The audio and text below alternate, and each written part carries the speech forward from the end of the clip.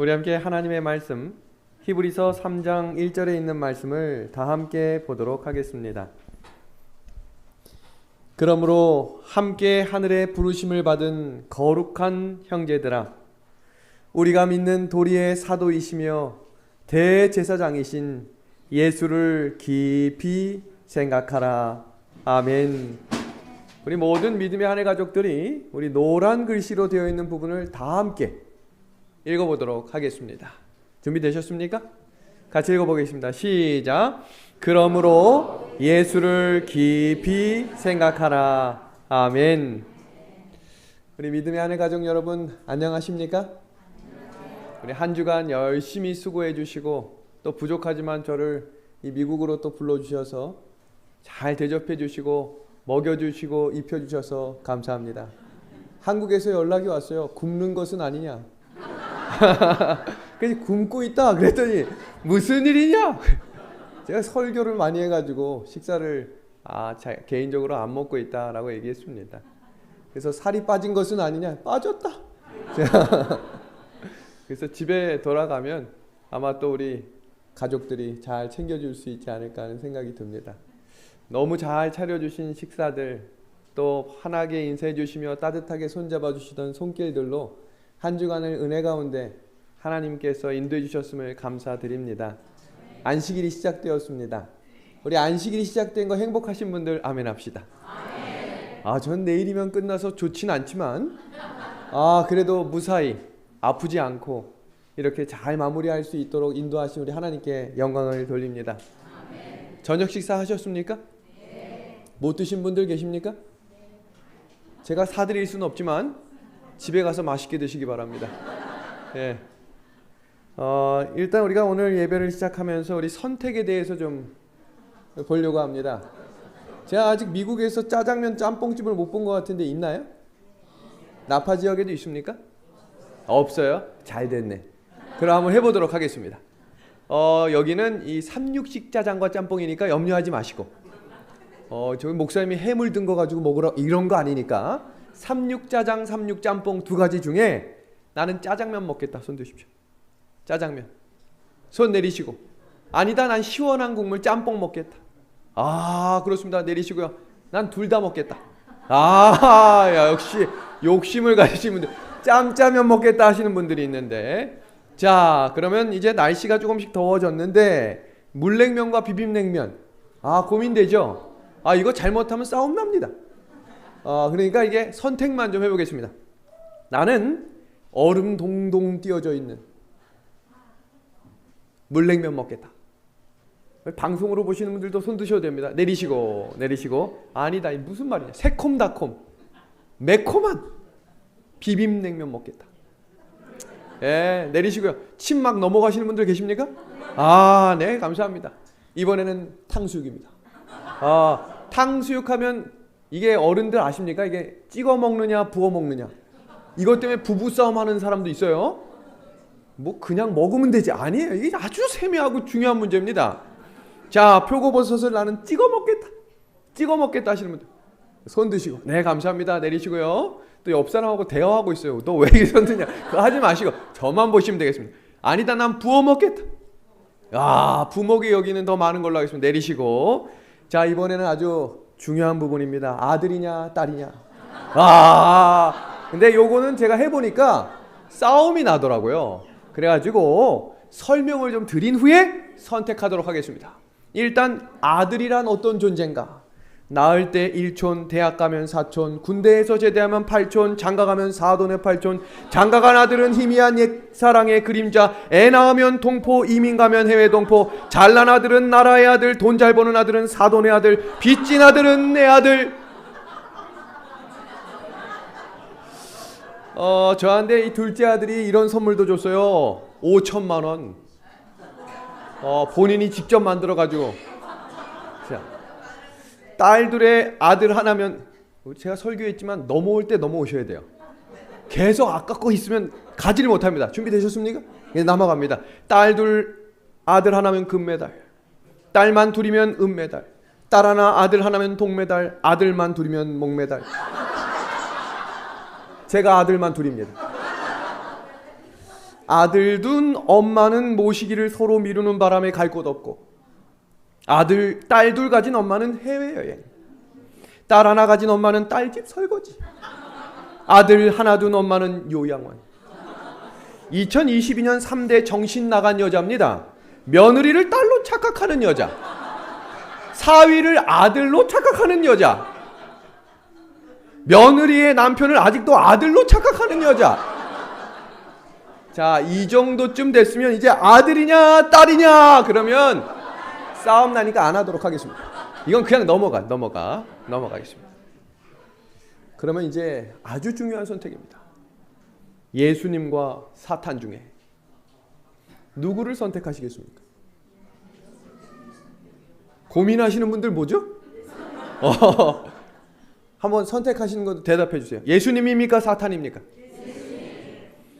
이게 당연한 것 같지만 서울에 있는 대학이나 미국 하버드에 있는 대학 안에 사탄 숭배교회가 생겼다는 거 알고 계십니까? 충격입니다. 사탄을 숭배하는 사람들이 늘고 있습니다. 우리가 예수님을 선택할 수 있다는 것 은혜입니다.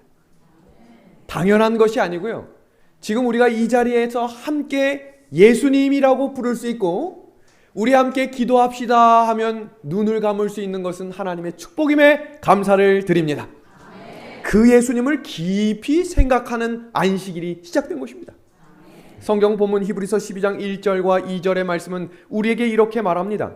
우리 앞에 당한 경주를 하며 믿음의 주요 또 온전케 하시는 이인 뭐라고 되어 있습니까?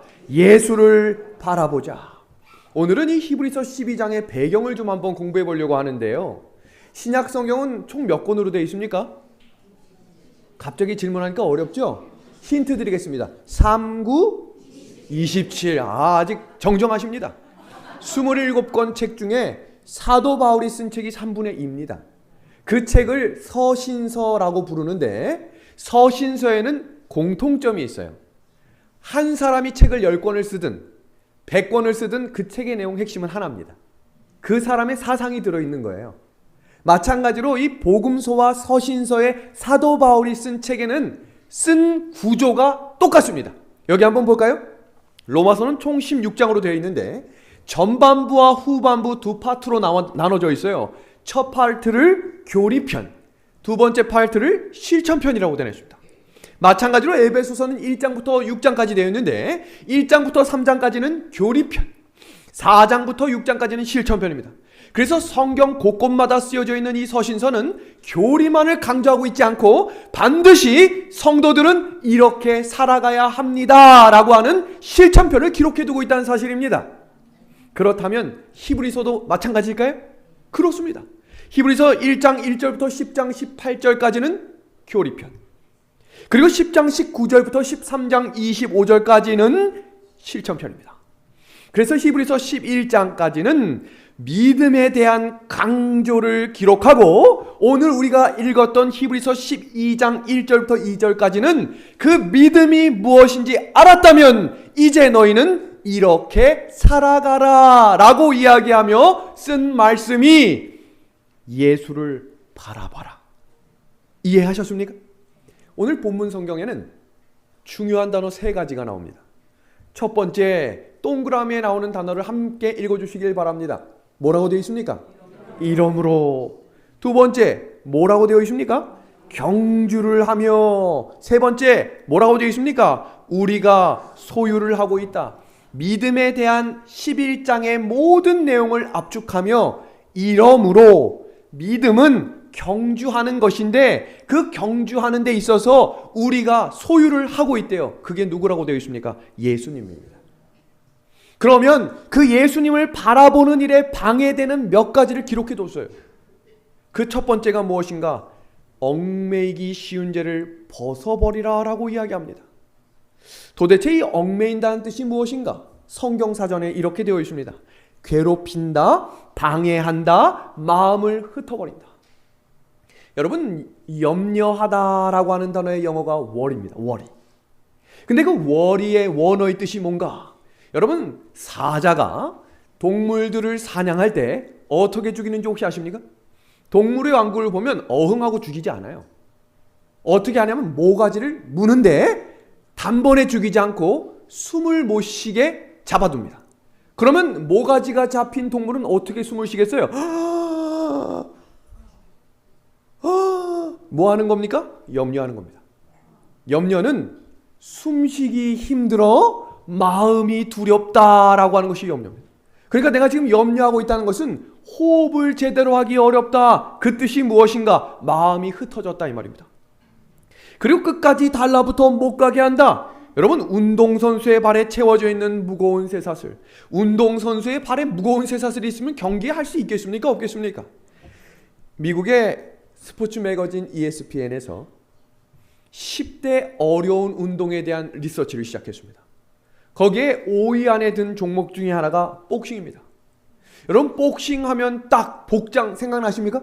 상상이 딱 되시죠? 아주 가벼운 팬츠에 위에는 아무것도 입지 않았죠? 글러브를 간단하게 낍니다. 어려운 운동일수록 몸에 착용하고 있는 것들이 적어집니다. 그런데 여기 있는 사람 한번 봐주시겠습니까?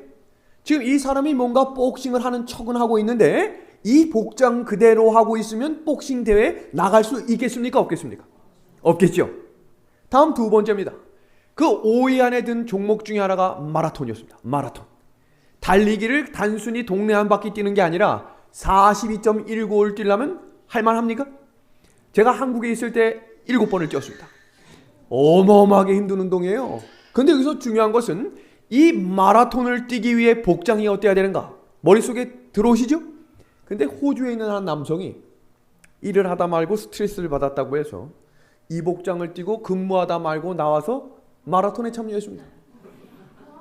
운동화 같은 구두를 신고 양복을 그대로 입고 42.19 이 마라톤을 다 완성할 수 있겠습니까? 없겠습니까?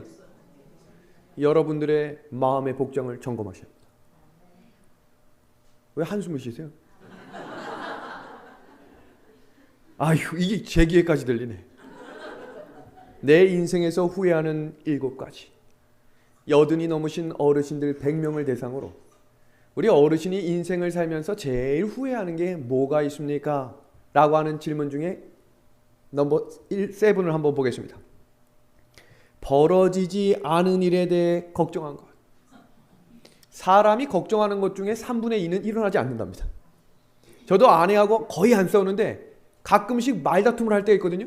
근데 다음날 그 일이 안 일어나. 뭔가 심하게 말을 막 했는데 그 일이 일어날까 봐 염려돼서 했는데 안 일어납니다. 두 번째, 사람을 계속 미워한 것. 여러분, 사람을 혹시 미워하고 계시거든 용서할 수 있는 마음을 이 저녁 허락하시기를 기도하면 좋겠습니다. 세 번째는 중독 같은 무거운 것을 벗어버리지 못한 것입니다. 아직도 임영웅 좋아하시는 분들 많습니까? 너무 유튜브에 빠지셔가지고 반복적으로 청취하고 세상의 음악에 나의 귀와 마음을 두시면 안 되겠습니다. 다음 네 번째, 관용을 베풀지 못하고 마음껏 사랑하지 못하고 끝까지 노력하지 못하고 항상 감사하지 못한 것이라고 하는 내용을 소개했습니다. 영감의 글의 내용을 보겠습니다. 죄가 얼마나 가증한지 알지 못하면 우리는 죄를 버릴 수 없게 될 것이다. 우리가 죄에서 돌아서기로 작정하기 전에는 우리 생애에 진정한 변화가 생길 수 없다. 2022년의 시대를 4S 시대라고 하는데요. 첫 번째 S는 스마트입니다. 여기 앉아 계신 분 중에 스마트폰이 없는 분들은 거의 없을 겁니다. 근데 그 스마트폰을 하루에 사람이 터치하는 숫자가 약 100회라는데 그 100회 중에 약 90번은 쓸데없이 터치하는 거래요. 그리고 주머니에 없는데 막 울리는 것 같아요. 사람이 왜 여기에 우리 아가가 따라하고 있습니다. 야, 감사합니다. 정말로 집에 있는 모든 것들이 대부분 스마트화되는 시대에 우리가 살아가고 있고 2024년도에 대한민국에는 부산과 세종시에 자율주행 차량 운행이 시범식 운행이 됩니다. 그럼 그건 뭐냐면 차에 타면 자기가 알아서 목적지에 도착하는 거예요. 그런 시대가 이제 열렸습니다. 두 번째 S는 스크린입니다. 영화관에 가는 숫자가 대한민국은 한 달에 약 1,000만 명이 넘습니다. 이게 어떤 숫자냐? 대한민국 전체 국민 수가 7천만이면 우리는 영화 안 보잖아요. 왜 대답을 안 해주세요? 영화 우리 안 보잖아요. 그죠? 그럼 우리 빼면 기본적으로 일반 사람들이 일주일에 2편씩은 본다 이 말이에요. 여기에 지금 거기에 포함되고 있으면 좀 줄여가세요. 여러분 드라마 좋아하십니까? 안 좋아하시잖아요. 아니에요? 안 좋아하시잖아요. 드라마 안 보시잖아요. 예. 웃기만 하는 분들은 뭐예요?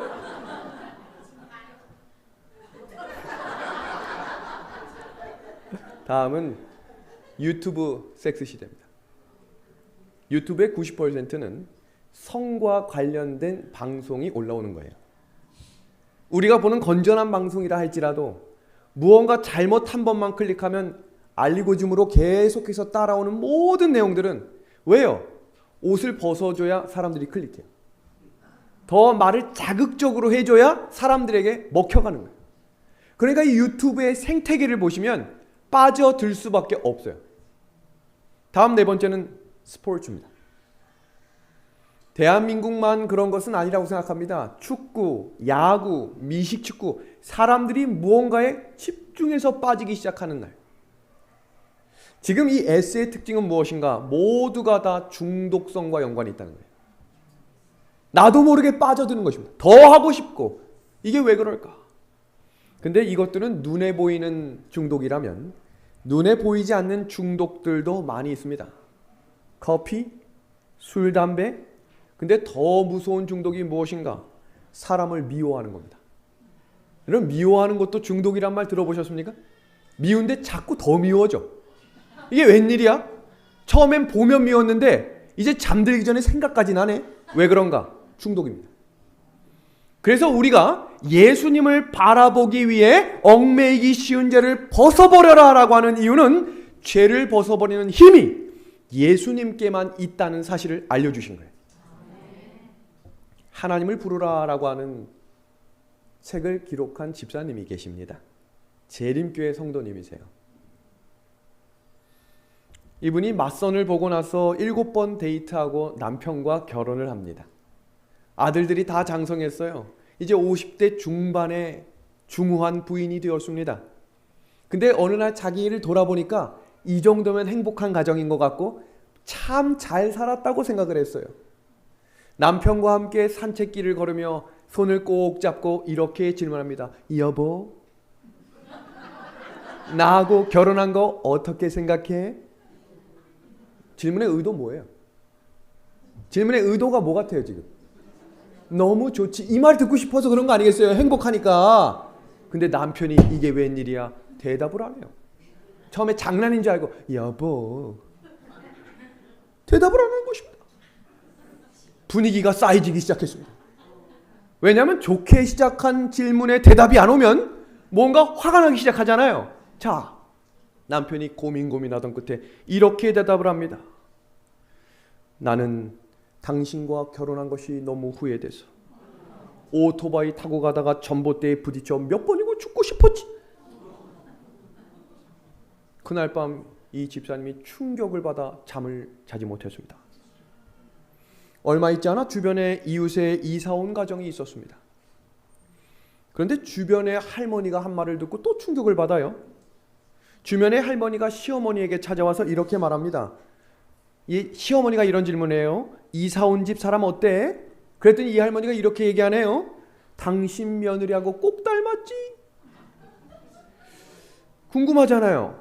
닮았다니까. 우연히 지나가는 길에 보니까 얼굴도 안 닮아, 생김새도 달라, 몸매도 달라. 무엇이 닮았다는 걸까? 우연히 새로 이사 온 그 여자가 싸우는 모습을 보는데 본인하고 똑같이 싸우더라고요. 성질머리가 닮았다는 것입니다. 그러고 보니 남편도 자녀들도 언제부턴가 슬슬 자신을 피해 다닌다는 사실을 깨닫게 됐어요.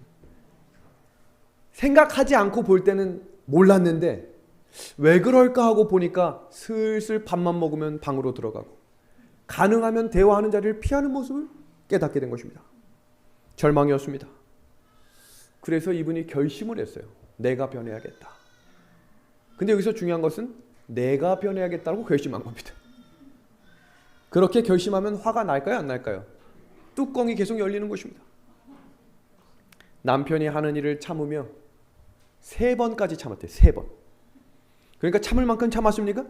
그러니까 우라통이 치밀어 올라가지고 이 뚜껑을 닫을 수가 없어서 소리를 지르려다가 지금까지 참은 게 아까워서 한 번 더 참았답니다.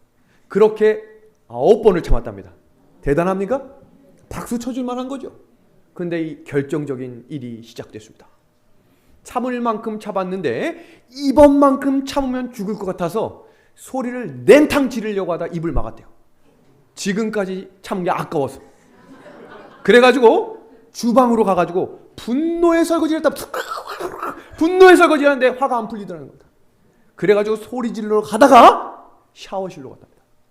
그리고 샤워실에서 있는 대로 소리를 질렀답니다. 으아! 샤워를 하면서 소리를 지르는데 화가 안 풀리더라는 거예요. 그때 하나님께 기도를 합니다. 하나님, 이 분노가 사라지게 도와 주옵소서. 그 책에 있는 그 내용을 그대로 읽어드릴게요. 예수님의 이름을 부르며 분노와 처절하게 싸웠다. 갈바리의 선한 싸움을 시작한 것이다. 갑자기 기적이 일어났다. 예수님의 사랑의 보혈이 흘러나오는 것이다. 남편이 나쁜 사람처럼 느껴졌는데 내가 죄인이라는 생각이 들었다. 그리고 나가서 남편에게 용서를 구하고 그 이후로부터 죄를 극복하는 방법을 경험하게 된 것이다. 중요한 순간, 결정적인 순간, 화가 치밀어 오는 순간 하나님의 이름을 부르셔야 합니다. 우리는 때때로 살아가며 자녀가 짐이 될 경우도 있고 부모가 짐이 될 경우도 있고 상황이 짐이 되는 경우들이 종종 있으시지요. 내 등에 짐이 없었다면 나는 아직도 미숙하게 살고 있을 것입니다. 내 등의 짐의 무게가 나의 삶의 무게가 되어 그것을 감당하게 하였습니다. 이제 보니 내 등의 짐은 나를 성숙시킨 귀한 선물이었습니다. 가족의 짐, 직장의 짐, 이웃과의 짐, 가난의 짐, 몸이 아픈 짐, 슬픈 이별의 짐들이 내 삶을 감당하는 힘이 되어 오늘도 최선의 삶을 살도록 채찍질합니다. 이어지는 영감의 글 볼까요? 사명에 대한 열정이 식을 때 우리들은 누구나 마음의 열정이 식을 때가 있습니다. 정말 열심히 하다가도 지친다 할 때가 있어요. 그때 이 말씀을 꼭 기억해 주시길 바랍니다. 십자가에서 보이신 놀라운 예수님의 사랑을 바라보라. 하나님께서 내 삶을 인도하신 은혜를 기억하는 순간 다시 전진하기에 넉넉할 것이다. 아멘. 오늘 성경 본문에서는 히브리서 12장 1절에 믿음의 발걸음을 걸어가는 성도들의 삶을 이렇게 소개합니다. 인내로서 우리 앞에 당한 경주를 해라. 방금 전까지는 우리에게 얽매이기 쉬운 죄를 벗어버려라 라고 말씀하셨다면 지금부터는 이 경주를 인내하면서 뛰어가라 라고 이야기합니다. 왜 그랬는가? 고대 시대의 사도 바울은 달리기를 많이 하는 고린도 교회 사람들과 신약 시대의 사람들을 보며 믿음의 삶을 이렇게 비유하면 사람들이 이해하겠구나 라고 기록한 글입니다. 그럼 우리도 한번 달리기를 살펴보겠습니다. 2004년 8월 30일 아테네 올림픽 마라톤 경기 도중 사고가 일어났습니다. 여러분 생각해 보시면 올림픽의 가장 마지막 경기가 마라톤이죠. 왜냐하면 마라톤이 꽃이기 때문입니다. 마라톤을 경기했던 이때 37km까지 선두로 달리던 브라질의 반데를레일 리마 선수가 도중 5km를 남겨두고 갑자기 한 남자가 뛰어들어 그 사람을 확 잡고 놓지 않는 것입니다. 여러분, 마라톤을 준비한다. 제가 42.195를 뛰려고 10개월을 준비했어요. 저는 기록이 좋지도 않아요. 근데 이 선수는 4년에 한 번 있는 올림픽 결승전 37km까지 선두였다면 우승할 확률이 95%입니다.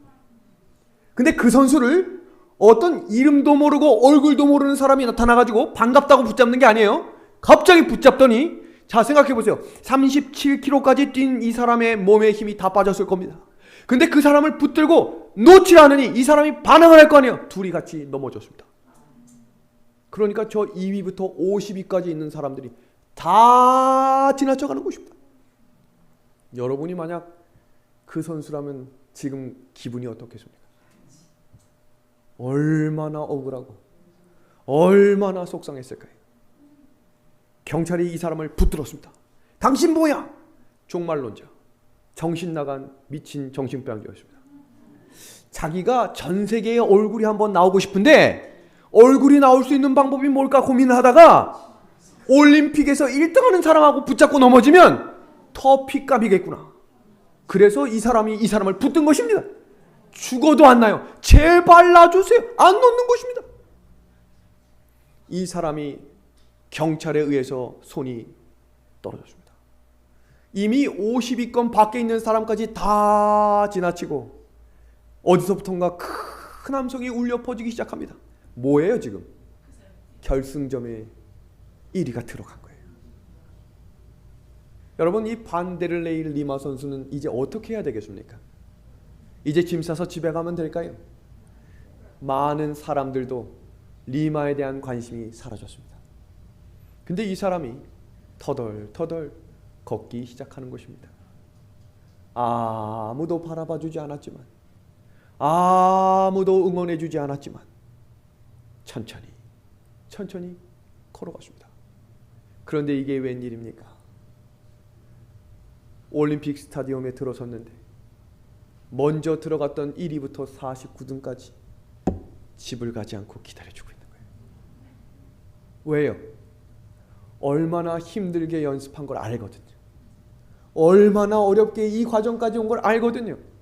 그래서 이 사람들이 그 자리를 떠나지 않고 박수를 치며 기다려 주었습니다. 그리고 이 선수가 결승 지점에 들어갈 때 그 경기장엔 사람이 없었지만 함께 경기하고 함께 연습했던 세계 각국의 대표들이 이 선수를 응원해주며 그 사람의 손을 붙들어 주었습니다. 여러분, 하늘 가는 경주도 이와 같습니다. 하늘 가는 경주는 절대로 혼자 가는 경기가 아닙니다. 이미 그 경기를 완주한 성경에 기록된 믿음의 선배들이 있고요. 그 길을 함께 가고 있는 지금 우리 옆에 믿음의 동료들이 있습니다. 더 감사한 것은 이 예수님이 우리와 함께해 주시겠다고 약속해 주셨습니다. 너무 감사한 일이죠. 너 혼자 한번 열심히 뛰어봐. 어떤 시련과 어려움이 있으면 알아서 와. 이게 아니고요. 함께 갈 수 있는 동료도 주시고 응원할 수 있는 동역자들, 함께 이 길을 먼저 걸어갔던 예수님이 우리와 함께 해주심에 감사를 드립니다. 성경 고린도전서 13장에는 사랑에 대한 세 가지의 공통된 특징이 있는데, 첫 번째, 사랑은 오래 참고, 다음 이 붉은색 글씨만 읽어주십시오. 사랑은 모든 것을 참으며, 사랑은 모든 것을 견딘다. 이 세 가지는 비슷해 보이나 결정적으로 다른 것들이 있어요. 첫 번째, 오래 참는다라는 말은 우리 마음속에서부터 올라오는 격정적인 것도 참을 수 있어야 한다라는 말입니다. 두 번째, 모든 것을 참는다라는 말은 밖으로부터 오는 악한 것을 거부할 수 있는 것을 의미하고요. 세 번째, 사랑은 모든 것을 견딘다라는 말은 어떤 상황에도 그 자리를 떠나지 않는다는 겁니다. 제가 가장 마음 아프고 가장 싫어하는 말 중에 하나는, 목사님, 저 이제 교회 좀 쉴게요. 제일 싫어합니다. 쉴 거면 그냥 쉬면 되지 왜 말을 하는 거예요? 마음 아프게. 그리고 시간이 지나면 또 와요. 그리고 와서 또 마음 상하면 저 조금만 더 쉴게요. 아니에요. 교회를 지켜주셔야 돼요. 누군가가 힘들게 하고 그 사람이 떠나도 지켜주셔야 돼요. 그것이 하나님이 우리에게 말씀하신, 부탁하신 명령이기 때문입니다. 인도네시아에 2018년 9월 28일 큰 쓰나미가 몰려왔습니다. 사망자가 1,400명 정도 되고 부상자가 6,000명이라면 그 상황이 얼마나 악화된 사건인 거 아시겠죠? 쓰나미를 제가 이렇게 한번 공부해 보다 보니까 오는 속도가 300km가 넘으면 아무리 빠른 자동차보다 훨씬 빠르게 오는 거잖아요. 여러분 150km만 달려도 눈앞에서 휙 지나가는데 300km면 오네 하면 이미 덮치는 거랍니다. 그런데 이 쓰나미가 10m 높이로 눈앞에 달려오고 있다면 여러분 어떻게 하시겠습니까? 뛰어! 그래야죠. 뛰어! 있는 힘을 다해 도망치셔야죠. 또 대화하시네요. 옆 사람하고 대화하지 마세요. 예, 저하고만. 예. 어떻게 할 거야? 묻지 마시고 예, 뛰세요. 사람들이 도망을 가기 시작했습니다. 얼마나 빨리 세차게 오는 쓰나미인지. 그런데 문제는 비행장의 쓰나미가 밀려오는 것입니다. 비행기들이 다 떠난 줄로만 알았는데 한 대 386명이 탄 비행기 한 대가 이륙을 못한 겁니다. 그런데 문제는 관제탑에 있는 사람들마저 도망을 간 거예요. 그런데 관제탑에 승인 없이 이륙할 수 없답니다. 아무리 위급한 상황이어도. 왜냐하면 이 노선이라는 것이 있고 법이라는 것이 있기 때문에 비행장에서 함부로 올라가거나 내려갈 수가 없답니다. 이제 점점 다가오는 게 눈에 보이는데 비행기에 탄 사람들의 마음이 얼마나 불안하겠습니까? 근데 그때 관제탑에서 음성이 들립니다. 여기는 관제탑. 알고 보니 그 관제탑에 어제 입사한 21살 인턴 인니였습니다. 어떻게 봤나 봤더니 관제탑에서 근무할 때 매뉴얼이 있는 거예요. 위급 상황이나 어려운 상황이 닥치면 반드시 관제탑의 책임자는 비행기에 사람이 있는지 여부를 판단하고 자리를 떠야 한다. 근데 이 사람들이 그거를 거부하고 도망친 겁니다. 어제 입사한 신입사원 인니는 배운 그대로 그 자리에 앉습니다. 여기는 관제탑 3686 국적기 이륙하십시오. 그리고 비행기가 안전하게 이륙하고 이 인니는 죽었습니다. 그 죽은 인니를 향해 온 국민들이 온전한 길을 지킨 영웅이라는 칭송을 하였습니다. 떠나지 않는 겁니다. 그 자리를 지키는 것입니다. 아멘 할 때까지. 그 자리를 지키는 것입니다. 절대로 떠나지 않는 것입니다. 인내는 이 웃을 이야기가 아닌데 하나님의 말씀에 온전히 순종하는 것입니다. 여러분 그런 생각 안 해보셨나요? 여리고성을 돌 때 한 바퀴에 벽돌 하나에 금이 가면 거기에 지금 할례를 받은 쩔뚝거리는 남자들과 백성들이 얼마나 행복했을까요? 야 어제보다 이게 금 같다. 뒷사람한테 전해. 금 같다. 그리고 다음날 보니까 돌 하나가 빠져 있어. 그러니까 조금만 지나면 무너질 것 같아. 이렇게 되면 좋겠는데 아무 변화가 없었어요. 13바퀴 다 돌 때까지. 나만 장군이 똥물 요단강에 들어가서 씻으라고 했을 때 한 번 들어갔다 오면 반점 반개씩 없어졌으면 얼마나 믿음이 더 좋아졌을까요? 이야 한 번 들어갔더니 하나, 이야 두 번 갔더니 3개 없어지고, 이야 3번 들어갔더니 한 팔이 없어졌네. 순종이라고 하는 것은 눈에 보이지 않아도 끝까지 말씀대로 걸어가는 삶입니다. 여리고 성벽은 하나님의 명령을 순종하고 인내함으로 무너진 것이었다. 아멘입니다. 믿음의 경주에서 예수님을 바라보라라고 하는 이 말씀, 오늘 본문 구절 히브리서 12장 2절을 제가 다시 읽습니다. 믿음의 주요 또 온전케 하시는 이인 예수를 바라보자. 왜 주라는 단어와 온전케 하시는 이라고 하는 단어를 붙였을까? 우리는 성경을 볼 때 때때로 보고 싶은 성경 구절만 보는 습관이 있어요. 익숙하고 자주 듣던 말, 내가 이거 알지. 근데 우리는 예수를 바라보자 라고 하는 이 구절은 많이 들어서 아는 거거든요. 근데 그 전에 왜 믿음의 주요 또 온전케 하시는 이인 예수를 바라보라고 이야기한 것일까요?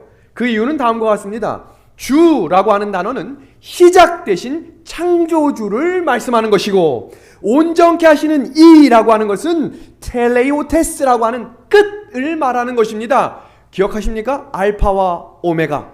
이 말은 창조하신 분이 마지막 끝까지 우리와 함께 하실 것이므로 그분을 바라보라. 이것이 예수님을 향한 믿음입니다.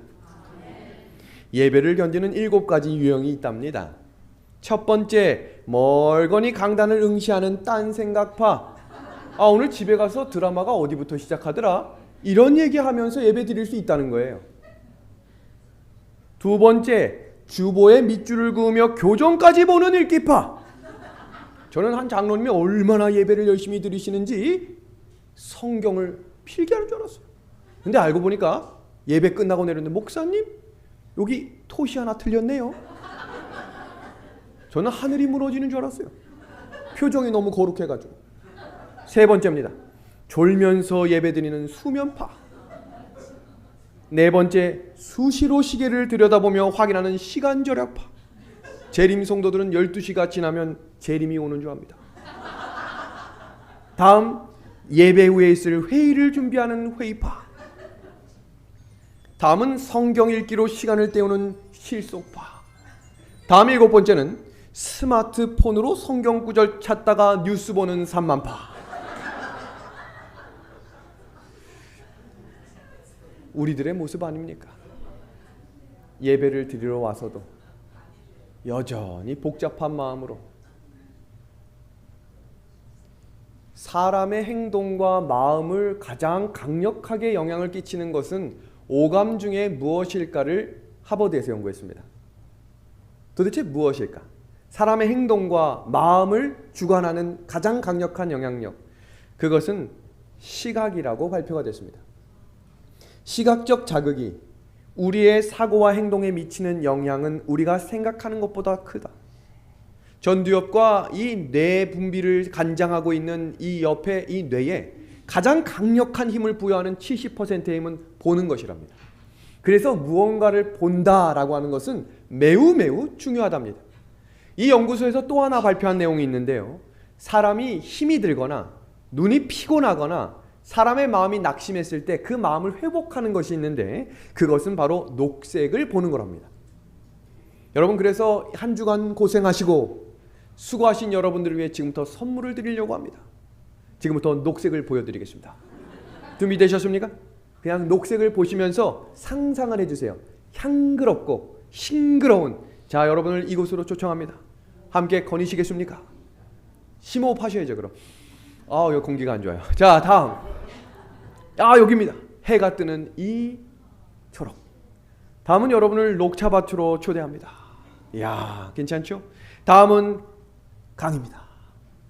다음은 하늘과 산이 맞닿는 이곳입니다. 그런데 여러분, 그거 아세요? 하나님이 창조하신 세상이 녹색입니다. 우리를 회복시키시고 우리가 어떻게 회복되는 것을 누구보다 잘 아시는 하나님께서 우리를 위해 안식일을 주심에 감사를 드립니다. 예수님을 바라봄으로 변화하는 것이 인간의 마음의 법칙이다. 그렇다면 예수님을 바라본다는 게 뭡니까? 집에 있는 액자에 있는 예수님을 바라보면 예수님을 바라보는 거나요? 어떤 분은 예수님을 마음에 보신다고 목걸이를 십자가로 달고 귀걸이를 하는 분이 있어요. 제가 청년한테 너 왜 목걸이를 이거 하고 다니니? 그랬더니 예수님을 바라보려고요. 이렇게 하고 있습니다. 그건 아니에요. 그렇다면 예수님을 바라본다는 것이 어떻게 하는 것인가? 한번 보겠습니다. 성경에서 찾아봐야겠죠? 요한복음 1장 1절의 말씀입니다. 태초에 말씀이 계시니라. 이 말씀이 하나님과 함께 계셨으니 이 말씀은 곧 하나님이시니라 라고 명시해 두었습니다.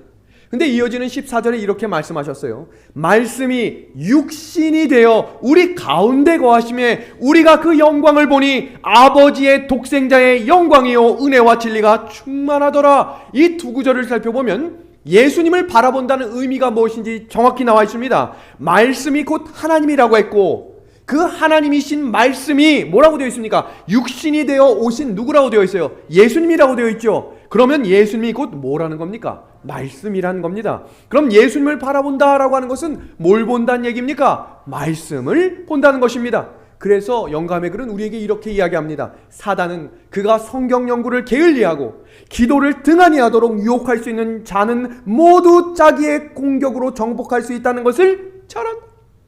그러므로 그는 사람의 마음을 빼앗기 위하여 온갖 술책을 다 쓴다. 그럼 시대별로 사단이 어떻게 하나님의 사람들이 성경을 못 보게 했는지 살펴봅니다. 중세시대에는 성경을 보면 죽였어요. 그래서 성경을 아예 못 보게 만들었어요. 그랬더니 어떻게 합니까? 성경을 외우더랍니다. 성경을 줄줄줄줄 외우니까 중세시대에 성경에 부흥이 일어났습니다. 그러니까 사단이 전략을 바꿨어요. 근세시대에 인쇄술이 발달하며 성경이 사람들 손에 들려지기 시작했어요. 그러니까 사탄이 어떻게 했는가? 진화론을 만들어냈어요. 그래서 어떻게 했는가? 성경을 믿지 못하도록 만들어 버립니다. 그럼 현대 시대에는 어떨까요? 현대 시대는 성경을 읽을 마음이 없도록 바쁘게 만든 거예요. 오늘 하루 동안 성경 읽으신 분들 아멘 합시다. 타이밍을 놓치신 겁니까? 그럼 이번 한 주 동안 성경 읽으신 분들 아멘 합시다. 아멘 하실 수 있도록 이번 한 달 동안 성경을 읽으신 분들 아멘 합시다. 한 달을 성경 안 읽어도 살 수 있어요. 그게 신앙인이에요. 아무것도 안 해도 교회 다니면서 신앙한다고 생각할 수 있어요. 그런데 왜 신앙이 자라지 않을까? 스스로 성경 보는 시간이 없으면 교회를 10년 다녀도 신앙은 자라지 않아요. 그래서 재림교회에 뭘 주신 거예요? 매일매일 공부할 수 있는 교과책을 주신 거예요. 매일매일 읽을 수 있는 교회 지남을 주신 거예요. 매일매일 한 달에 한 권씩 볼 수 있는 시조와 가정과 건강을 주신 거예요. 그리스도인, 특히 재림신앙인들이 책의 백성입니다. 제가 1년에 100권 책을 읽거든요. 많은 것이 아니에요. 12권의 교과책을 공부합니다. 12권의 교회 지남을 봅니다.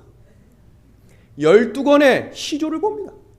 12권의 가정과 건강을 봅니다. 그리고 66권의 책을 봅니다. 몇 권이에요? 100권이 넘는 거예요. 하나님은 우리를 그렇게 교육시키시는 분인데 뭐가 그렇게 바쁜지 드라마 1시간 30분은 시간 가는 줄도 모르는데 성경 보는 시간이 아까워 바쁘다는 핑계로 지나가는 것입니다. 모든 지킬 만한 것 중에 더욱 내 마음을 지키라. 생명의 근원이 이에서 남이니라. 왜 마음을 지키라고 했을까요? 대한민국 보물 1호는 무엇일까요? 어려우실 것 같아 정답을 말씀드립니다. 흥인지문입니다. 그렇다면 대한민국 국보 1호는 무엇일까요? 숭례문, 남대문 되겠습니다. 그런데 몇 년 전 숭례문 방화 사건 기억하시나요? 2008년 2월 10일 숭례문이 시뻘건 불길에 휩싸입니다.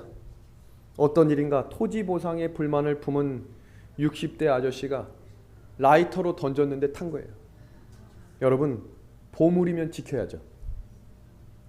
그 라이터 하나에 우리 보물이 날아갈 정도로 그 보물을 그렇게 우습게 보면 되겠습니까? 오늘 내 마음을 지키라고 말씀합니다. 그 마음 지켜주십시오. 사단이 마음대로 뒤흔들지 못하게, 사단이 감히 이 교회를 흔들지 못하게 이 교회를 지켜주십시오. 왜 마음을 지키라고 하셨을까? 이 밑줄 친 부분 같이 한번 읽어주시겠습니까? 생명의 시작. 생명의 근원이 이에서 남이니라. 여러분, 마음을 꼭 지켜주시기를 부탁합니다. 지금 보시는 이 사진은 제가 설교를 준비하는 장면입니다. 제가 예전에는 설교를 준비할 때 아이들이 방에 못 들어오게 문을 잠그고 했더니 아빠는 설교를 나보다 좋아해, 이런 충격적인 말을 해가지고 얘가 문을 열고 준비합니다. 그럼 둘째는 와다다다 달려와서 제 무릎에 앉아서 제 무릎이 팡팡인 줄 알아요. 왔다 갔다 하다가 또 나가고 싶으면 자기 마음대로 나갑니다. 근데 저희 첫째는 좀 철이 들어가지고 문을 똑똑합니다. 아빠, 나랑 좀 놀아줄 수 있겠어? 예배 시간 1시간 전에 말입니다. 그럼 고민이 돼요, 안 돼요? 그럼 1분 정도 놀아줍니다. 근데 어느 날 제가 설교를 준비할 때 첫째 아이가 아주 심각한 표정으로 저에게 찾아와 이런 말을 합니다. 아빠, 만약 성경이 거짓말이면 어떡하지?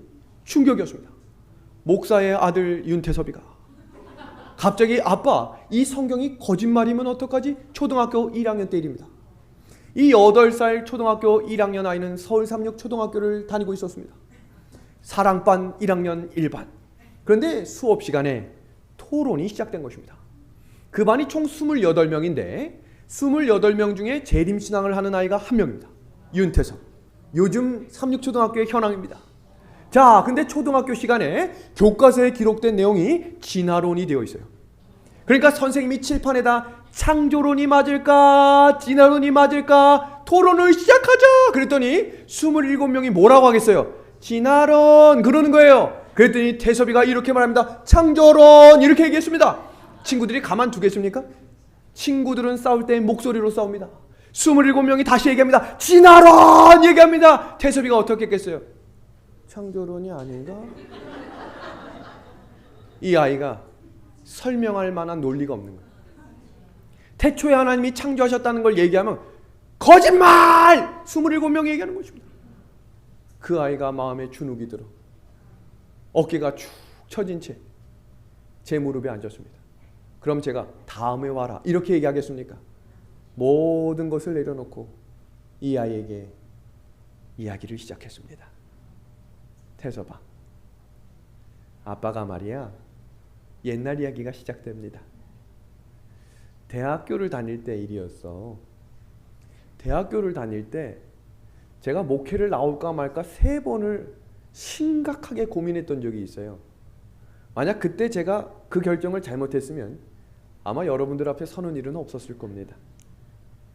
대학교를 졸업하고 대학원을 갈 것인가 아니면 다른 공부를 할 것인가를 심각하게 고민하던 그때 제가 하나님께 오약봉에 올라가 이런 기도를 드렸어요. 하나님, 하나님이 살아계신 것을 믿습니다. 저에게 성경책 한 권을 선물로 주십시오. 여러분 이거 욕심입니까? 성경책 한 권 저에게 선물로 주시면 제가 하나님 열심히 섬기며 순종하며 이 길을 가겠습니다. 그런데 문제는 3주가 지나도 응답이 없는 것입니다. 제가 그래서 하나님한테 조금 과한 부탁을 한 건가 싶어서 이 고민을 하다가 아니야 이 정도의 하나님이 아니지, 내가 한번 끝까지 지켜보겠다. 이제 입학원서 날짜가 며칠 안 남은 때입니다. 그 기도를 한 순간부터 시간이 무려 3개월이 지났습니다. 입학원서 날짜가 지난 거겠죠. 그럼 이제 저는 목회의 길이 아닌 다른 대학원 시험을 준비해야 되는 시기가 된 것입니다. 어떻게 할까 고민하던 그때 이제 졸업식을 앞둔 저에게 한 교수님께 전화가 왔습니다. 윤군, 내 사무실에 좀 잠깐 와줄 수 있겠는가? 저는 성경책을 달라고 하는 기도를 그 누구에게도 말한 적이 없습니다. 근데 그 교수님이 저에게 성경책 한 권을 주시면서 윤군을 위해 내가 준비했네. 제 속으로 뭐라고 했겠습니까? 늦었습니다. 시간이 지났어요. 그런데 제가 충격을 받은 것은 그 앞에 써 있는 표지의 편지였습니다. 거기에 글은 이렇게 되어 있었습니다. 윤군, 자네의 목적과 목표가 하나님이 되었음에 감사하네. 그리고 자네가 가는 그 부흥 설교가의 꿈이 이 성경을 통해 이루어지기를 기대하며 자네를 향한 기도를 멈추지 않기를 약속하네. 교수 장병호. 이렇게 되어 있었어요. 거기까지 아멘 했습니다. 근데 그 마지막, 놀라지 마십시오. 거기 쓰여 있는 날짜입니다. 제 기도하는 첫날이었어요. 그 성경은 지금 너무 찢어져 가지고 들고 다닐 수 없을 만큼 헤어져 있습니다. 그리고 제가 그 성경책을 저희 아들에게 보여주며 이것이 하나님이 살아계신 증거다. 하나님은 우리의 기도를 들으시며 사람에게 인정받지 못해도 이 길이 진리의 길임을 확인시켜 주실 것이다. 대섭이 잘 자라겠습니까? 요새도 이런 말 가끔 합니다. 그럼에도 불구하고 우리는 이 믿음의 길을 인내함으로 걸어가는 진리의 백성들이 되어야 하겠습니다. 믿음의 하늘 가족 여러분, 영감의 글을 함께 봅니다. 영적인 왕국에 들어가고자 결심한 사람은 날마다 헌신을 새롭게 하고 날마다 악과 맞서 싸워야 한다. 옛 습관들, 악으로 기울어지는 유전적 기질은 언제나 지배권을 지려고 분투할 것이다. 이것들을 대하여 그리스도인은 언제나 경계하여야 하며 그리스도의 능력으로 승리하고자 분투, 노력해야 한다. 아멘입니다. 오늘 저는 말씀을 마무리하기 전에 한 영상을 좀 같이 보려고 하는데요. 이것은 한 합창단이 부른 은혜 아니면이라고 하는 찬양의 한 영상이 옷 입혀진 그림입니다. 이 영상을 함께 보고 오늘 말씀을 마무리하는 예화를 시작하겠습니다.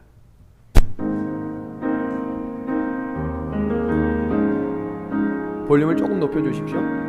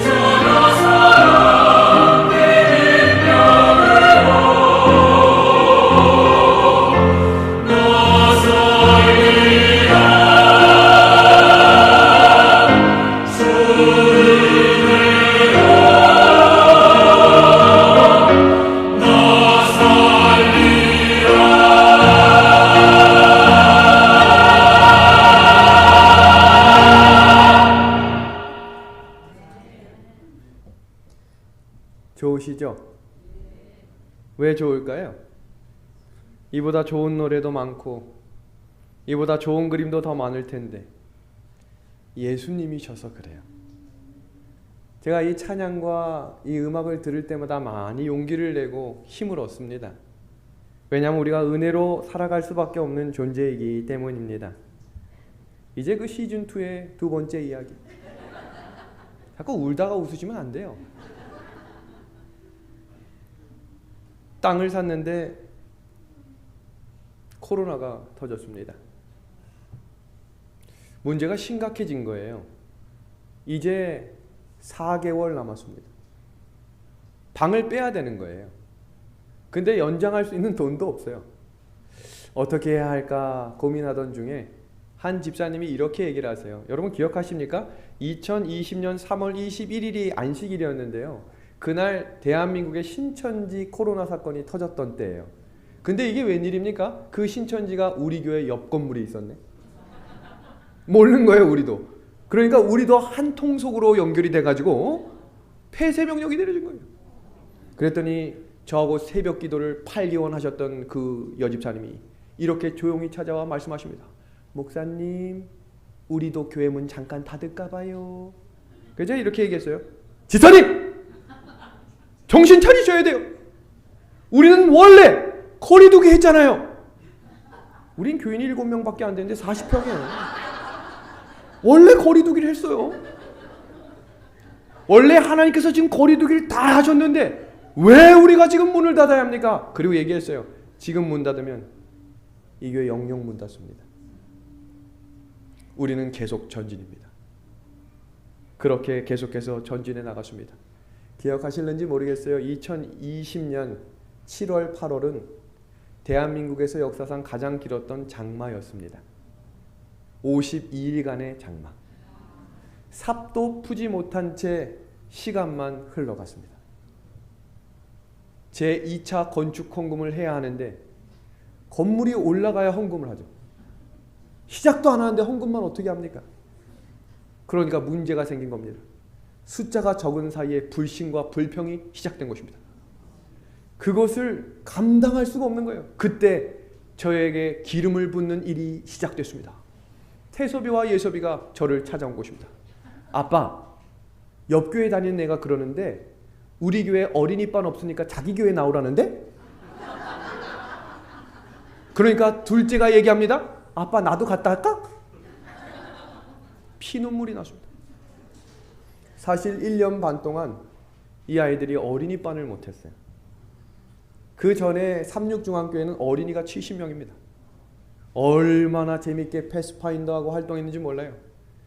아빠 된 마음으로서 얼마나 죄책감과 미안한 마음이 컸는지 모릅니다. 그때 여기까지 목소리가 나왔어요. 그래 가라. 근데 그 말을 못하고 이런 말을 했습니다. 역공격입니다. 우리 교회 건축 헌금이 부족한데 너네 돈 얼마 있지? 너네가 지금 나보다 부자일 것 같은데 제가 걔네 정통을 봤거든요. 5만 원짜리들이 몇 개 있었어요. 그거 헌금으로 내자. 예섭이는 돈을 좋아하는 아이입니다. 어느 정도로 좋아하냐면 돈의 액수를 깨닫는 순간부터 할아버지가 용돈을 5만 원 주면 안 받아요. 왜냐? 11금은 5천 원 내야 된다는 걸 알아서 할아버지 저 만 원만 주세요. 11금 1,000원 내게. 이런 아이예요. 왜냐면 5천 원이 크다고 생각하니까 1,000원을 낼 수 있는 방법을 고민하다가 아, 만 원을 받아야겠다. 이런 아이입니다. 그 아이들에게 제가 건축 헌금을 권장했습니다. 제 목사 맞습니까? 아주 특별한 목사입니다. 그랬더니 예섭이가 이런 말을 합니다. 아빠, 내가 전 재산을 낼게. 그게 5만 원이었어요. 이 아이에게 전부였어요. 이것이 시발점이 됐습니다. 교회 가서 얘기했죠. 한 꼬마아이가 전 재산을 냈습니다. 여러분 어떻게 하시겠습니까? 2차 건축 헌금을 작정합시다. 그래도 해결된 기미는 없었습니다. 그러니까 몸이 약한 이 목사가 몸이 아파지기 시작했어요. 1년 7개월을 준비한 건축은 삽도 못 텄어요. 땅을 샀는데 코로나가 터져서 예배를 드릴 수 없는 그때 어떤 일이 생겼는가? 철강 산업에 문제가 생겨서 7억 예산했던 금액이 12억 8천으로 올라갔습니다. 3개월 사이에. 교인들은 전부 나만 보는 것 같지. 새벽 기도는 여전히 3명이지. 어떻게 할까? 몸이 너무 아파오기 시작했습니다. 병원에 입원을 했어요. 교인들한테 말도 못했어요. 병원에 입원을 하고 치료를 받고 내려오는 에덴 동산에서 터덜터덜 걸어오는데 무지개가 뜬 겁니다. 비 오는 날 뜨는 무지개가 아니라 갑자기 무지개가 뜨는 거예요. 제가 그 자리에 멈춰서서 멍하니 보면서 저 무지개가 참 아름답네. 근데 하나님께서 저에게 어떤 말씀을 생각나게 하셨냐면, 두려워하지 말라. 내가 너와 함께 하겠다. 놀라지 말아라. 나는 내 하나님이 되겠다. 내가 너를 굳세게 하겠다. 참으로 너를 도와주겠다는 말씀이 확신으로 들어가기 시작했어요. 제가 어떤 생각이 들었냐면, 그래, 이 교회가 하나님 거지 내 게 아니잖아. 그럼 하나님께서 일할 수 있는 힘과 능력을 주실 것을 내가 의심하지 않고 나가야겠다. 그리고 돌아와서 제가 무지개의 뜻이 무엇인지 공부하기 시작했습니다. 근데 무지개라고 하는 뜻이 창세기 9장에 처음 나올 때 과연 왜 하나님께서 모세에게 무지개를 보여주셨을까라는 겁니다. 모세는 행복하지만은 않았다라고 되어 있어요. 왜 그럴까요? 사랑하던 사람들이 다 죽었거든요. 그래서 그 나왔을 때 나는 살았으니까 좋아 이런 마음이 아니라 마음의 기쁨과 함께 설레임과 찹찹한 마음이 있었다고 영감의 글은 되어 있어요. 그 모세에게 모세가 아니죠. 노아에게, 이게 중요한 거죠. 그렇죠? 노아에게 왜 하나님께서 무지개를 보여주셨을까? 무지개 뜻 보겠습니다. 무지개라는 뜻은 캐셔트라고 하는 뜻으로 구부리다라는 뜻입니다. 여러분들, 이 구부리다라는 말은 활에서 나왔다는 단어인 것을 아시겠습니까? 활이 어떻게 생겼습니까? 구부러져 있지요. 그런데 활은 언제 쓰이는 단어인가? 성경 신명기와 시편을 보면 심판을 의미할 때 쓰는 단어가 활입니다. 그런데 무지개, 이 활이 어디를 향해 있어요? 어디를 향해 있어요? 원래 이 무지개가 땅을 향해 있어야 돼요. 심판은 누가 받아야 되니까? 내가 받아야 되니까. 근데 이것이 모든 진노와 모든 문제가 누구에게 가겠다는 거예요? 예수님이 대신 짊어지시겠다는 약속입니다. 아멘입니까? 어마어마한 능력입니다. 어마어마한 힘입니다. 그 사실을 깨닫고 제가 확신에 든 영감의 글이 있어요. 무지개는 그리스도의 사랑을 대표한다. 제가 일어섰습니다. 이제 더 이상 주저앉을 시간이 없다. 그리고 제가 다시 그 현장으로 달려갔습니다. 그리고 제가 설교 주제를 그 주에 이렇게 정했습니다. 하나님은 최악의 상황에서 최선을 준비하신다. 제가 영월교회에서는 헌금을 요청했다면 춘천은하수교회에서는 기도로 승부를 걸겠다고 결심합니다. 그래서 그때부터 새벽 기도회를 온라인으로 전환하기 시작했어요. 새벽 기도회에 3명만 오던 예배에 새벽 기도회에 800명이 참석하기 시작했으면 어떤 일이 생길까요? 3월 21일 그날 설교를 딱 했는데, 안식일 설교입니다. 지난 한 해 동안 춘천은하수교회 설교 클릭 횟수는 313회, 1년 합쳐서. 그러니까 일주일에 많이 들을 때 11명, 적게 들으면 4명이었습니다. 아무도 안 듣는 거예요. 그 4명 중에 1명이 저거든요. 설교를 잘 했는가 확인하는 거니까. 그럼 11명 중에 1명은 저니까 10명. 그렇게 1년을 방송을 한 것입니다. 아무도 안 듣는 거예요. 그 10명도 누군가 봤더니 지나가다 한번 클릭한 사람. 그런데 그 안식일 새벽 기도회를 권장하고 최악의 상황에서 일하시는 최선의 하나님을 만나라라고 하는 설교를 마치고 그 다음날 조회수가 22,000회가 된 것입니다. 기적입니까? 많은 분들은 이렇게 얘기하면 이제 건축이 다 됐구나 라고 생각하지만 거기서 헌금한 분들은 거의 없어요. 이렇게 하면 뭔가 되겠구나 하지만 그렇게 3개월이 또 흐릅니다. 그리고 우여곡절 끝에 기초 공사를 시작합니다. 이제 이 교회는 어떻게 되었을까? 내일 이 시간 우리가 함께 이 부분에 대해 다시 확인하는 시간을 갖도록 하겠습니다. 먼저 힌트만 드리면 8차 헌금까지 했습니다. 8차 7개월 동안. 저희 아버지가 이 이야기를 듣고 뭐라고 했냐면, 윤 목사, 내가 너네 교회여도 너네 교회 안 나가겠다. 이렇게 얘기하셨어요. 그리고 제가 새벽 기도회를 300명 군대를 목적으로 모은다라고 했을 때 주변에 많은 사람들이 말도 안 되는 소리 꺼내지도 마라 이렇게 얘기했어요. 새벽 기도하는 사람 그렇게 많지 않아. 그런데 그 새벽 기도회에 자그마치 800명이 함께 전진하기 시작했어요. 이제 하나님이 일하실 준비 된 겁니까? 그때 어떤 역사들이 일어났고 어떤 우여곡절로 사람들이 또 넘어졌을지 기대하는 마음으로 내일 11시 이 시간에 오시면 안 돼요. 이 시간 아니고 내일 11시 함께 오셔서 역사하시는 하나님을 함께 만나기를 예수님의 이름으로 소망합니다. 오늘 말씀을 정리합시다. 믿음의 아내 가족 여러분, 믿음의 경주를 결코 포기하지 않기를 바랍니다. 무겁고 얽매이기 쉬운 죄를 벗어버리시기를 바랍니다. 인내로서 이 경기를 완주하시기를 바랍니다. 포기하지 마십시오.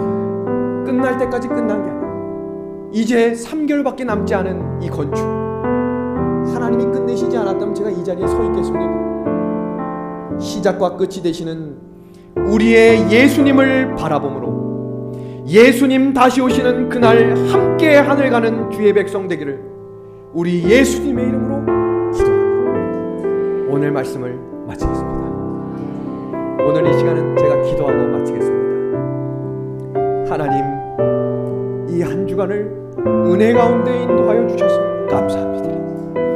하나님 없이 살아갈 수 없는 존재임을 기억하게 하셔서 결코 포기하지 않을 수 있도록 도와주시고 죄를 벗어버릴 수 있도록 인도하셔서 예수님이 나의 해결자 되심을 고백하게 도와주시옵소서. 살아계신 예수 그리스도의 이름으로 간절히 기도하옵나이다. 아멘. 내일 이 시간 함께 11시에 다시 만나도록 하겠습니다. 감사합니다. 사랑의 아버지 하나님, 너무나도 감사합니다. 하루가 저물어가는 이 시간에 우리가 구별된 백성들이 구별된 장소에서 구별된 마음으로 주님을 찬양하며 경배드릴 수 있는 이 시간을 우리에게 허락하여 주셔서 너무나도 감사합니다. 아멘. 주님은 오늘도 우리를 기적 가운데 하루를 인도하셨고 질병이 많고 사고가 많은 이 땅에서도 하나님의 보호의 날개로 우리를 보호하셔서 이렇게 또한 우리에게 은혜의 하루를 허락하시고 다시금 주님의 나라를 위하여 하루를 준비할 수 있는 귀한 은혜의 시간을 우리에게 허락하여 주셔서 너무나도 감사합니다. 주의 사랑하는 젊은 또 종을 이곳에 보내주셔서 그의 사역 가운데서 역사하셨던 하나님의 생생한 증언의 말씀을 우리가 들음으로 우리의 믿음이 자라나고 또 우리의 삶 속에서도 그러한 믿음이 역사하기를 간절히 간구하고 기대하고 원하는 마음을 우리가 갖게 하시니 참으로도 감사합니다. 참으로 세상 어디를 보나 안전한 곳이 없고 참으로 주변에 많은 재난과 질병이 속출하는 이 시대에 이때야말로 우리가 하나님의 지성소와 하나님의 품 안에 거해야 될 줄 믿사오니 우리를 오늘도 주님의 품 가운데로 인도하여 주시옵소서. 아멘. 아버지, 그동안 우리 자신을 내려놓지 못하고 우리 자아가 깨지지 못하고 부서지지 못함으로 인하여 하나님의 영광을 가리운 매 순간의 삶을 용서하시고 우리의 잠자던 모든 영성들을 이 시간 주님의 말씀을 통하여 주의 종을 통하여 이번 기간에 깨우쳐 주시오니 감사합니다. 마땅히 기도해야 할 만큼 기도하지 못하고 영혼을 사랑하지 못하고 회개하지 못하고 하나님 또 하나님을 사랑하지 못한 모든 죄들을 하나님 용서하여 주셔서 이제부로는 우리가 위를 바라보고 나의 시간이 아닌 하나님의 시간에 맞추어 우리 자신이 온전히 주님 앞에 굴복하고 깨어지는 경험 가운데 하나님의 놀라운 역사하심을 경험하는 매일의 삶이 되게 도와주시고 우리를 하나님의 도구로 사용하여 주셔서 불안간 오신 주님의 재림을 위하여 많은 영혼들을 준비시키는 일에 우리의 삶을 헌신할 수 있도록 인도하여 주시옵소서. 이제 나의 문제가 아닌 하나님의 문제에 우리의 마음을 맞추고 바라볼 수 있도록 인도하여 주시옵소서. 때가 얼마 남지 않았사오니 우리 목사님의 사역에 하나님께서 함께하여 주셔서 사탄의 모든 계획을 폭로하고 앞으로 일어날 모든 예언의 말씀들을 증거하고 다니실 때 주께서 함께하여 주시고 주의 종의 건강을 특별히 지켜 주시옵소서. 이 시간 주님께서 시종을 주장하시고 우리의 마음을 열게 하셔서 하나님의 말씀을 받고 또 선포하시는 주의 종에게도 능력으로 옷 입혀 주시옵소서. 감사드리며 예수 그리스도의 이름으로 간절히 기도드렸습니다.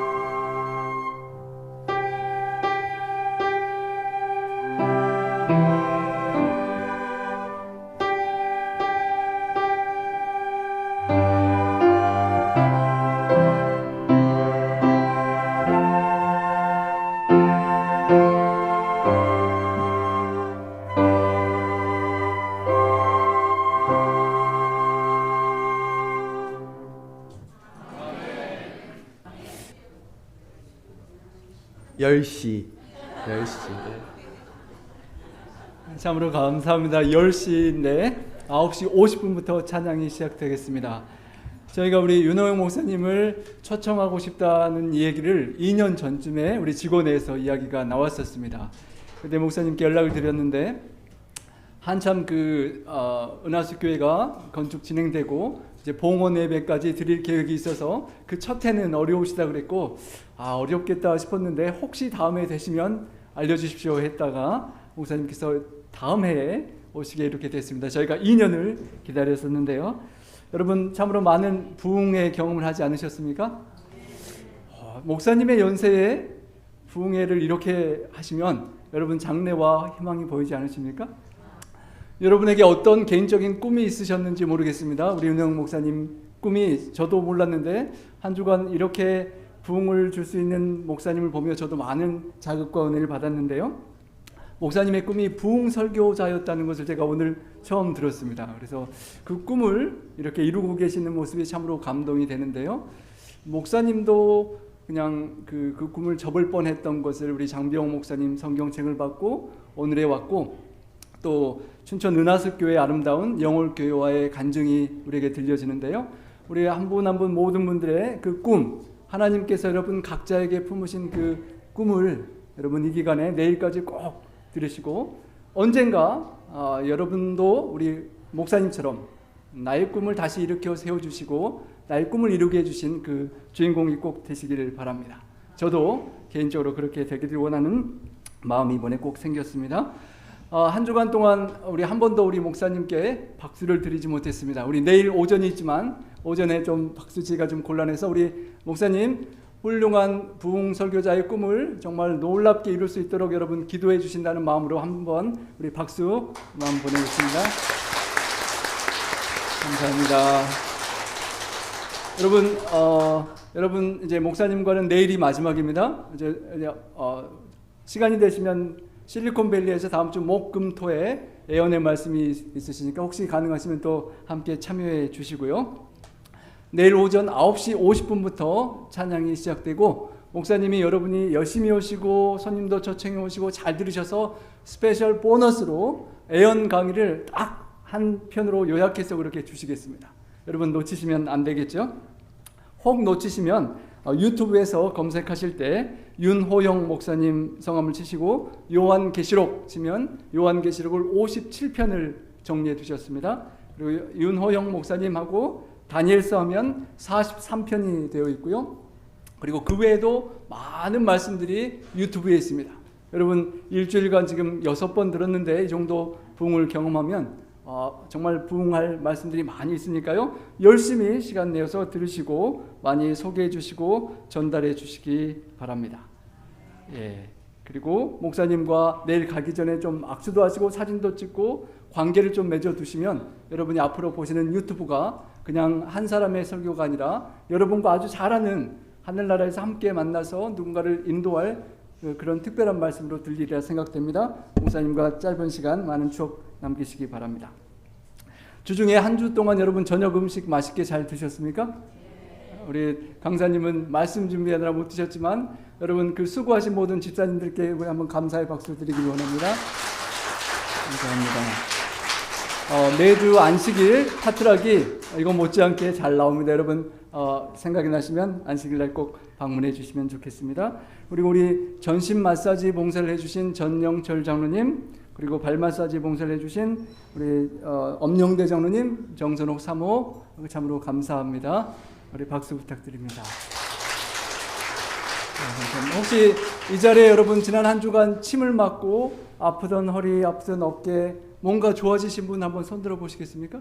손을 좀 높이 들어 보십시오. 예.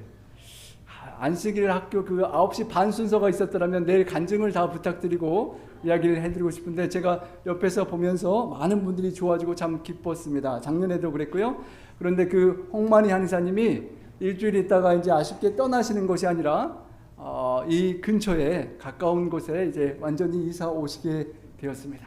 우리 그 간증을 여러분 나눌 시간이 없지만 참으로 여러 가지로 많이 좋아지시는 모습을 보면서 우리 하나님께서 특별히 성령의 역사로 치료해 주시는 것을 경험했는데요. 우리 홍만희 한의사님 잠깐만 일어나 주시고요. 우리 박수로 감사의 마음 표현하겠습니다.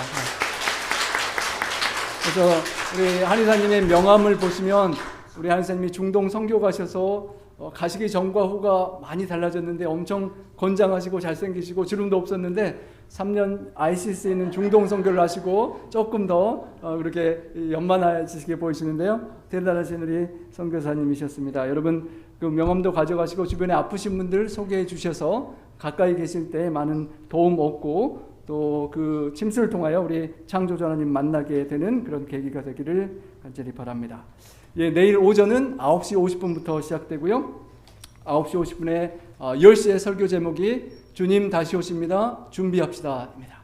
그리고 11시에 목사님의 마지막 내일 이 시간, 내일 지나면 다시 내일 이 시간이 언제 올지 모릅니다. 가능한 꼭 함께 해주시고 많이 초청해 주시기 바랍니다. 무엇보다도 여러분들 매주 이렇게 매일매일 저녁에 쉽지 않지만 이렇게 함께 참여해 주신 모든 분들께 한 분 한 분 진심으로 감사합니다. 멀리 패러다이스 교회에서도 와주시고요. 모두에게 감사하는 마음으로 우리 하나님께 찬양하는 마음으로 박수하고 내일 뵙도록 하겠습니다. 감사합니다.